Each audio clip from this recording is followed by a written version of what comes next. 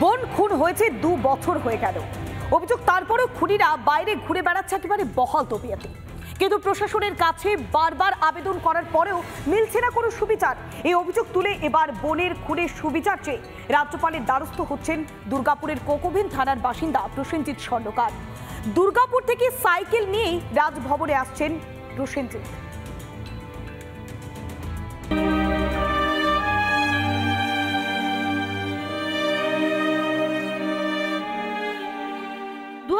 সালের 14ই অক্টোবর খুন হন দুর্গাপুরের কোকোভেন থানার বাসিন্দা প্রসেনজিৎ স্বর্ণকারের বোন উমা খাতুন।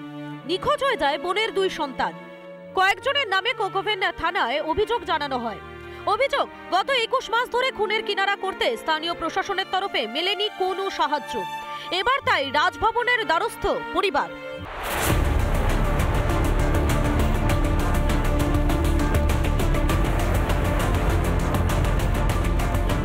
বিচারের বাণী নিবিতে নিপীড়িতে কাঁদে।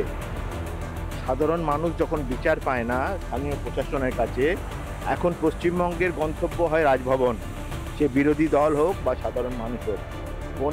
বোনের খুনের কিনারা স্থানীয় থানা, স্থানীয় প্রশাসনকে বারবার জানিয়ে খুনের কিনারা হয়নি।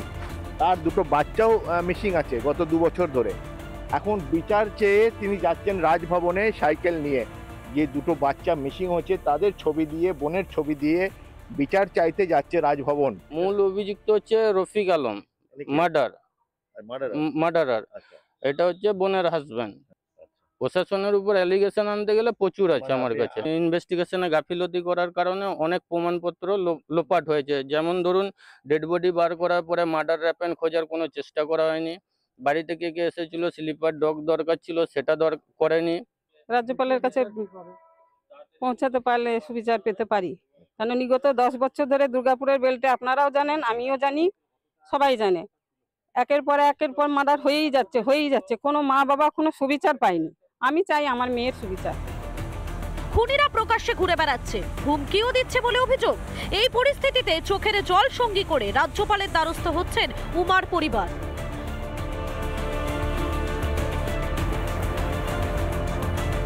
ক্যামেরায় তাপসের সঙ্গে রমেন মজুমদারের রিপোর্ট, রিপাবলিক বাংলা, দুর্গাপুর।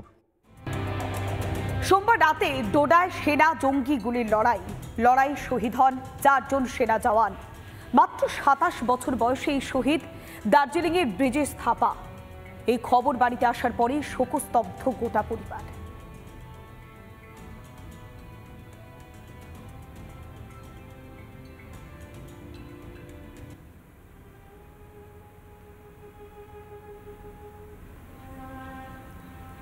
এই মুহূর্তে শেষবারের জন্য সম্মান জানানো হচ্ছে শহীদ সেনা জওয়ান ব্রিজেশ থাপাকে।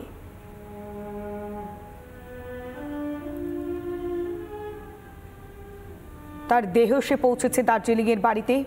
পাক হামলায় শহীদ হয়েছে 4 জন সেনা জওয়ান, তার মধ্যে রয়েছে দার্জিলিংয়ের ব্রিজেশ থাপা। সেনাদের পক্ষ থেকে সম্মান জানানো হচ্ছে। পাক হামলায় শহীদ হয়েছে 4 জন ভারতীয় সেনা জওয়ান, তাদের মধ্যেই ছিলেন দার্জিলিংয়ের ব্রিজেশ থাপা। ডোডাতে সেনা জঙ্গি গুলির লড়াই, সেই অভিযানের সময় ভারতীয় সেনার উপরে মুহুর্মুহু হামলা, তাতে শহীদ হয়েছেন 4 জন সেনা জওয়ান। এই মুহূর্তে সেনা জওয়ানের পক্ষ থেকে শেষবারের জন্য শ্রদ্ধা জ্ঞাপন করা হচ্ছে ব্রিজেশ থাপার যে নিথর দেহ। সম্মান জানানো হচ্ছে শহীদ ব্রিজেশ থাপাকে। ডোডার সেনা ক্যাম্পে শেষবারের জন্য শ্রদ্ধা জানানো হচ্ছে। এই মুহূর্তে শহীদ জওয়ানদের শ্রদ্ধা জ্ঞাপন করছে ভারতীয় সেনা জওয়ানরা। ডোডাতে পাক হামলা, তাতেই শহীদ হয়েছে ভারতীয় জওয়ানরা। ভারতীয় সেনাদের সঙ্গে পাক জঙ্গির গুলির লড়াই, আর তাতেই শহীদ হয়েছেন 4 জন সেনা জওয়ান। এই মুহূর্তে ডোডার যে সেনা ক্যাম্প, সেখানেই শ্রদ্ধা জানানো হচ্ছে শহীদ জওয়ানদের।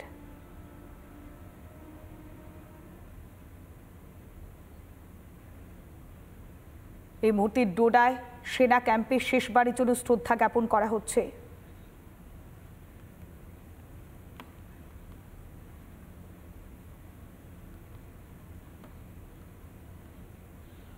সোমবার জম্মু ও কাশ্মীরের ডোডা জেলায় যেভাবে জঙ্গি হামলায় প্রাণ গিয়েছে আমাদের ভারতীয় সেনার জওয়ানদের, তাদের মধ্যে কিন্তু একজন রয়েছেন যিনি দার্জিলিংয়ের লেবংয়ের বাসিন্দা।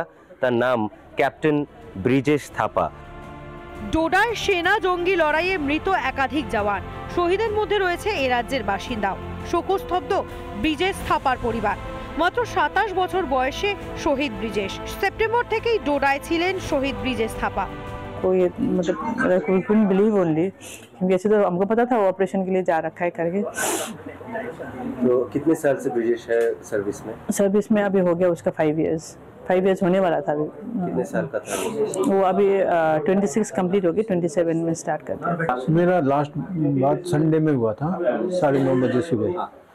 उस टाइम वो बोल रहा था कि वो एक दिन पहले ऊपर से नीचे आया था, ऊपर पहाड़ी से, और दूसरे दिन फिर उसको वापस उधर ही जाना था। জঙ্গি হামলার শহীদ ব্রিজেশ থাপা, চোখে জল জেঠোর। जो लॉस हम लोग को हुआ है वो तो कभी भी तो फुलफिल हो ही नहीं है। सब लोग तो बोलता है देश के लिए शहीद हो गया, करने के लिए तो बहुत इजी है। এই পরিবারের 4 পুরুষই দেশের সেবার জন্য সেনাবাহিনীতে যোগ দেন। দার্জিলিংয়ের লেবংয়ে পরিবারের সঙ্গে দেখা করতে যান স্থানীয় কাউন্সিলর। শহীদ ব্রিজেশ থাপার প্রতি শ্রদ্ধা জ্ঞাপন করেন দার্জিলিংয়ের সাংসদ। मेजर ब्रिजेश थापा जी और उनके साथ वीरगति को प्राप्त अन्य सैनिकों के प्रति श्रद्धांजलि अर्पित करता हूं। नमन है दार्जिलिंग की मातृशक्ति को, जिन्होंने देश की रक्षा के लिए ऐसे वीर सपूतों को जन्म दिया। 17 জুলাই শহীদ ব্রিজেশ থাপার দেহ আনা হবে দার্জিলিংয়ের গিংয়ে। কিরণ ছেত্রী ও উন্মিলন সিনহার রিপোর্ট, রিপাবলিক বাংলা। বসিরহাটের দেগঙ্গায় পঞ্চায়েত মিটিং চলাকালীন ধুন্ধুমার কাণ্ড। শ্বেতপুর গ্রাম পঞ্চায়েতের মিটিংয়ে হামলার অভিযোগ আইএসএফ এর বিরুদ্ধে।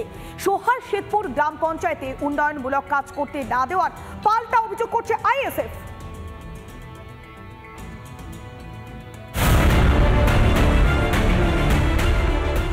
দেগঙ্গার সোহায় শ্বেতপুর গ্রাম পঞ্চায়েতের পঞ্চায়েত সদস্যদের নিয়ে বসেছিল মিটিং। 21 জন পঞ্চায়েত সদস্যের মধ্যে 2 জন আইএসএফ এবং 1 জন বিজেপি। উন্নয়নমূলক কাজ করতে না দেওয়ার প্রতিবাদ করেন আইএসএফ এর সদস্যরা। তারপরেই শুরু হয় বচসা, এরপরেই হামলা ভাঙচুর। আমরা আসলাম, এবারে দেখি এখানে খুব ঝামেলা ঝক্কি হচ্ছিল। আমি প্রথম থেকেই ছিলাম, দেখি ওদেরও বলেছি আমরাও বাড়ি যা, এই ঝামেলা করছিল পঞ্চায়েত সবার। তখন আইএসএফরা ঝামেলা করছিল এখানে এসে, এইটা আমি শুনেছি। তারপরে পঞ্চায়েতে ভাঙচুর করছিল ওরাই আইএসএফ এর বিরুদ্ধে ভাঙচুরের অভিযোগ পঞ্চায়েত প্রধানের স্বামী, যিনি আইএসএফ এর মেম্বার আমাদের জাহাঙ্গীর আলম, বাইরে থেকে কিছু লোকজন নিয়ে আসে পঞ্চায়েতের সামনে। এটা নিয়ে একটা প্রতিক্রিয়া তৈরি করার চেষ্টা করে। পঞ্চায়েতের কিছু চেয়ার ভাঙার পরে আমাদের কর্মীরা তাদেরকে এখান থেকে তাড়িয়ে দিল। কাজ করতে না দেওয়ার প্রতিবাদ করায় আইএসএফ এর উপর হামলার অভিযোগ তৃণমূলের বিরুদ্ধে। দুপক্ষের সংঘর্ষে আহত একাধিক। যে আইএসএফরা কাজ পাবে না, বিরোধীরা কাজ পাবে না। আমি সেখানে প্রশ্ন করলাম যে প্রধানকে, যে বিরোধীরা কাজ পাবে না কেন? আমাকে চেয়ার থেকে টেনে মারধর করে বলে চলো ফাঁকে চলো, তোমার কাজের স্বাদ মিটিয়ে দেবো, অঞ্চলে আসতে পারবি না। হামলার অভিযোগ মানতে নারাজ তৃণমূল। না, পঞ্চায়েত সদস্য তিনি আহত হয়েছেন কিনা আমার জানা নেই, তবে নিশ্চিতভাবে আমি জানি তিনি এখান থেকে সমহিমায় বাড়িতে গেছেন। কোনো চড়াও হওয়ার কোনো বিষয় ছিল না। ঘটনাস্থলে গিয়ে পরিস্থিতি সামাল দেয় দেগঙ্গা থানার পুলিশ। বসিরহাট থেকে অর্ণব মৈত্রের রিপোর্ট, রিপাবলিক বাংলা।